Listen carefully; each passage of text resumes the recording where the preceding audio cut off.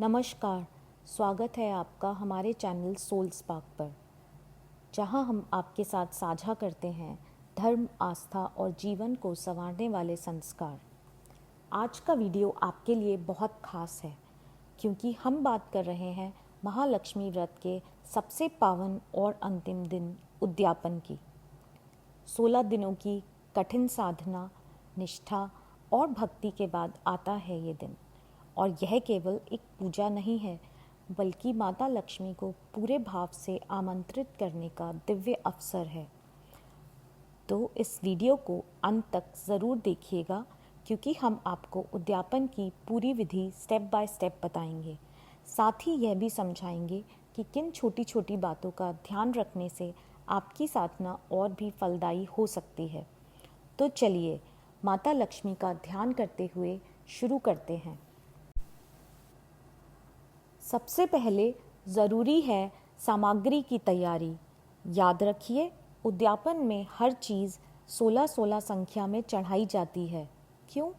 क्योंकि यह संख्या माता लक्ष्मी की अनंत कृपा और संपूर्णता का प्रतीक मानी जाती है।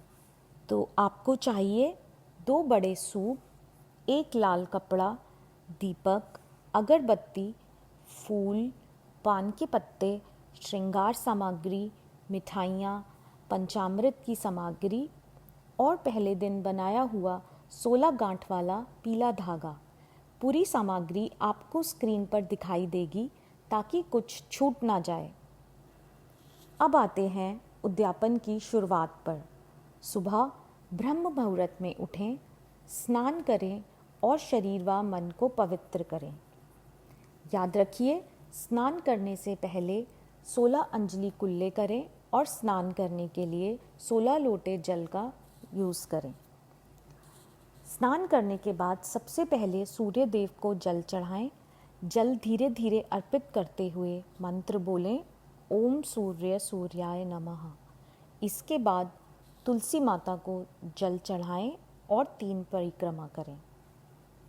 इसके उपरांत आप पूजा स्थल में जाएं और धूप दीप जलाकर रोज़ की भांति सुबह की पूजा करें। पूजा करने के बाद आरती करें। और एक महत्वपूर्ण बात, क्योंकि आज व्रत का अंतिम दिन है, तो 16 गांठ वाला पीला धागा आप सुबह ही पहन लें और पूरा दिन पहने रखें। यह धागा आपको माता का आशीर्वाद प्रदान करेगा। इसके बाद आता है दिन का सबसे महत्वपूर्ण और भावनात्मक क्षण, शाम की उद्यापन की पूजा। शाम को एक बार पुनः स्नान करें और हो सके तो सफ़ेद रंग के वस्त्र धारण करें।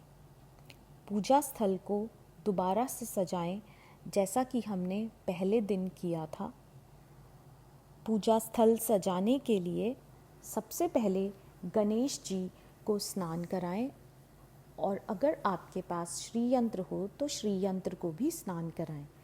अगर श्री यंत्र ना हो तो कोई बात नहीं, केवल गणेश जी को ही स्नान कराएं क्योंकि हर शुभ कार्य में गणेश जी की पूजा आवश्यक है और सबसे पहले की जाती है। गणेश जी को स्नान कराने के बाद में आप उनको दूर्वा चढ़ाएं, हल्दी चढ़ाएं, केसर चढ़ाएं, सिंदूर चढ़ाएं, एक तांबूल अर्पित करें और उनको भोग अर्पण करें। एक सिक्का भी ज़रूर चढ़ाएं। इसके अलावा उन्हें फूल और माला अर्पित करें। गणेश जी की पूजा करने के बाद हम कलश की पूजा करेंगे। कलश की पूजा बिल्कुल वैसे ही करें जैसे कि हमने गणेश जी की पूजा की है। सिंदूर, हल्दी, केसर, अबीर चढ़ाकर एक फूल माला चढ़ाएं, एक सिक्का अर्पित करें और एक तांबूल भी चढ़ाएं। कलश की पूजा करने के बाद हम माता लक्ष्मी को पंचामृत से स्नान कराएंगे। पंचामृत बनाने के लिए दूध, दही, घी, शहद और शक्कर को मिक्स कर लें और पंचामृत से माता को स्नान कराएं। पंचामृत से स्नान कराने के बाद उनको शुद्ध जल से अच्छी तरह स्नान कराएं और उसके बाद में एक साफ़ कपड़े से पोंछ लें। साफ कपड़े से पोंछने के बाद माता को सुंदर वस्त्र पहनाएं, चुन्नी उड़ाएं और उनका श्रृंगार करें। अब हम पूजा आरंभ करेंगे। पूजा आरंभ करने से पहले आचमन और पवित्रीकरण करें। अगर आप भूल गए हैं तो डे 1 की जो वीडियो हमने अपलोड की थी उसमें आचमन और पवित्रीकरण विस्तार में बताया गया है। आचमन और पवित्रीकरण करने के बाद में आप माँ को एक एक करके सब सामग्री अर्पित करें, जैसे कि अक्षत, फूल, माला, सिंदूर, अबीर, केसर, हल्दी। यहाँ आपको एक बात का ध्यान रखना है कि आज जो भी सामग्री हम माँ को अर्पित करेंगे वो सब 16 बार अर्पित करनी है। इसका मतलब है कि जब आप अक्षत चढ़ाएं तो थोड़ा थोड़ा करके 16 बार माँ को अक्षत अर्पित करें। इसी तरह से जब आप उनको टीका लगाएं तो 16 बार टीका लगाएं और बाकी सब सामग्री जैसे हल्दी, सिंदूर, केसर, गुलाल, सब चीज़ें उन्हें थोड़ी थोड़ी 16 बार अर्पित करें। फूल भी आपको उन्हें 16 ही अर्पित करने हैं और तांबूल जो चढ़ाएं वो भी 16 ही चढ़ाएं। इसके बाद 16 दिए जला के माता के सामने रखें। दिए जलाने के लिए गाय के घी का उपयोग करें और इस बात को ध्यान रखें कि ये दिए रात में जब हम चंद्रमा की पूजा करेंगे तब तक जलते रहने चाहिए। तो थोड़ी थोड़ी देर में पूजा स्थल पर जाकर चेक कर लें कि कहीं दिए बुझ तो नहीं गए हैं। अब इसके बाद हम एक सूप लेंगे। उस सूप के अंदर हम श्रृंगार की 16 अलग अलग तरीके की सामग्री रखेंगे। हर चीज़ 16 के नंबर में होनी चाहिए। आप श्रृंगार की सामग्री अपने हिसाब से ले सकते हैं। सूप के ऊपर आप एक लाल रंग का कपड़ा बिछाएं और उसके ऊपर 16 सारी सामग्री रख दें और फिर उसको एक दूसरे सूप से ढक दें। ये सूप आप पूजा के वक्त तैयार कर लें और उसे वहीं पूजा स्थल पर छोड़ दें। अब ये सब करने के बाद में आप अपने पिछले 15 दिन की शाम की पूजा की तरह पीले धागे का पूजन करें, अष्टलक्ष्मी के मंत्रों का जाप करें, पूजा की कथा पढ़ें या सुनें। इसके अलावा अगर आप पिछले 15 दिन से किसी मंत्र का जाप कर रहे हैं या श्री सूक्त का पाठ कर रहे हैं तो आप वो पाठ करें। और ये सब करने के बाद में आप आरती करें और उसके बाद में आप वहाँ से उठ सकते हैं। यहाँ पर आपकी शाम की पूजा संपन्न होती है।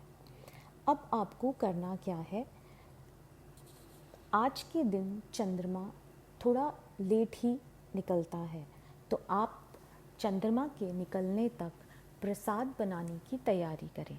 प्रसाद बनाने के लिए आप पूड़ी, छोले या कोई भी सब्जी बना सकते हैं जिसमें प्याज और लहसुन का उपयोग ना हो। आपको ध्यान रखना है कि पूड़ी 16 के नंबर में होनी चाहिए और पूड़ी का साइज़ आप चाहें तो छोटा रख सकते हैं।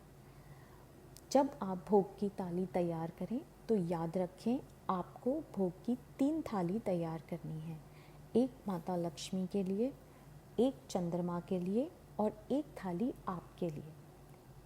तीनों थाली में एक ही तरीके का भोजन होना चाहिए जो आप प्रसाद के लिए बना रहे हैं।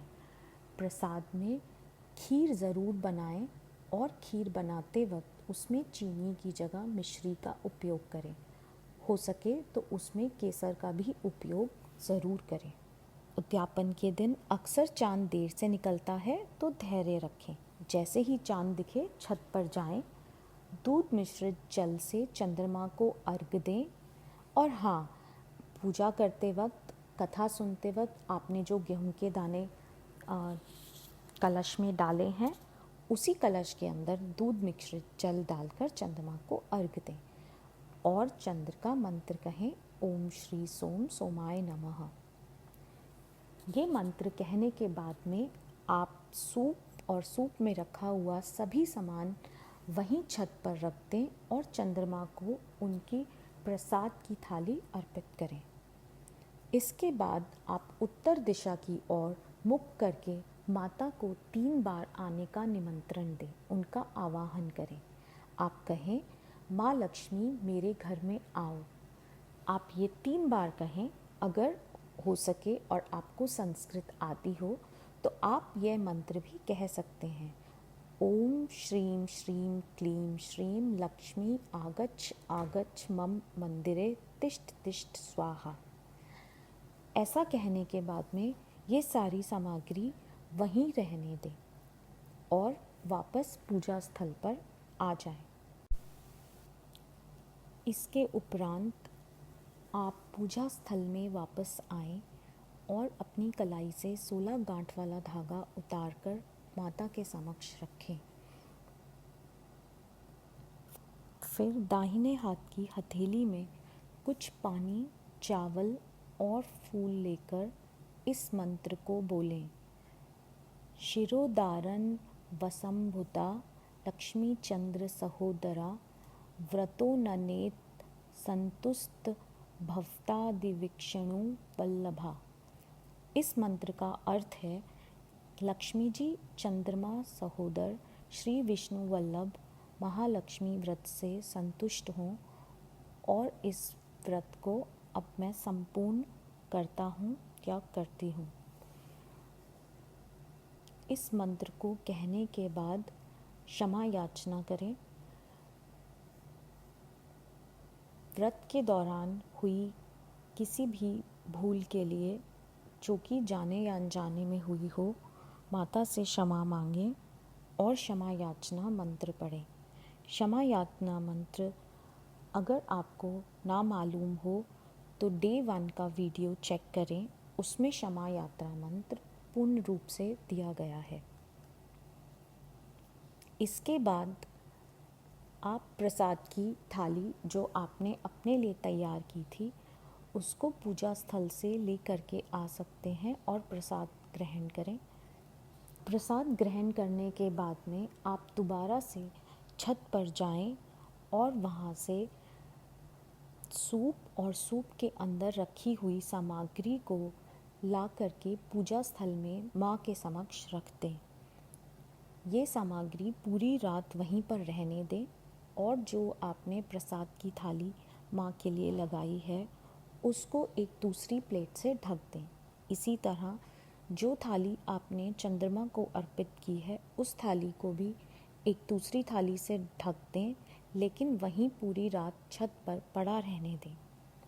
अगले दिन सुबह उठकर सूप और उसमें रखे सभी सामान को किसी लक्ष्मी मंदिर में जा कर के माता के सामने रख आएं।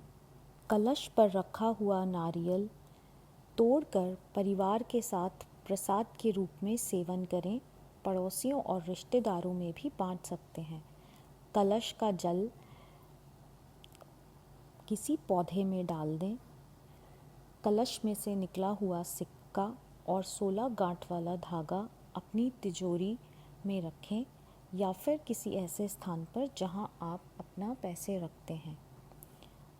हो सके तो धागे को प्रतिदिन धूप दिखाएं। लक्ष्मी माता और चंद्रमा को चढ़ाया हुआ प्रसाद किसी पेड़ के नीचे चींटियों के लिए रख दें और इस तरह से हमारे उद्यापन की विधि संपूर्ण होती है। जब आप पूरे भाव से उद्यापन करते हैं तो माता लक्ष्मी की कृपा से घर में धन और समृद्धि आती है, पारिवारिक कलह दूर होती है और सुख शांति का वास होता है। यह व्रत केवल एक अनुष्ठान नहीं, बल्कि माता को अपने घर में आमंत्रित करने का सबसे सुंदर माध्यम है। तो इस प्रकार महालक्ष्मी व्रत का उद्यापन संपन्न होता है। अगर आपने इसे पूरी श्रद्धा और निष्ठा से किया है तो निश्चिंत रहिए, माता लक्ष्मी आपकी सभी मनोकामनाएं अवश्य पूर्ण करेंगी।